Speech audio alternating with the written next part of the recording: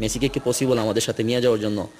বলতেছে দেখ, সব কিছু পসিবল যদি স্পন্সর থাকে।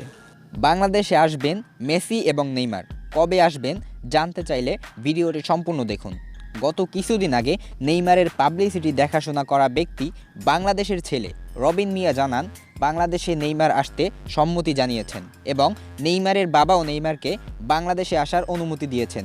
নেইমার স্পন্সরও পেয়েছেন বাংলাদেশ থেকে। রবিন মিয়াকে আরও জিজ্ঞেস করা হয়, মেসিকে কি বাংলাদেশে আনা সম্ভব?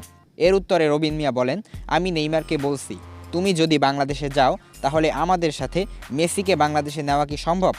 উত্তরে নেইমার বলেন, মেসিকে নিতে হলে তোমাকে স্পন্সর জোগাড় করতে হবে।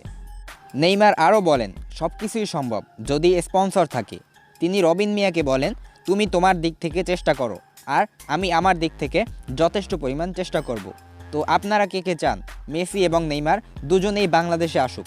অবশ্যই কমেন্টে জানাবেন। এমআর জিহাদ ফ্রম অ্যাবাউট।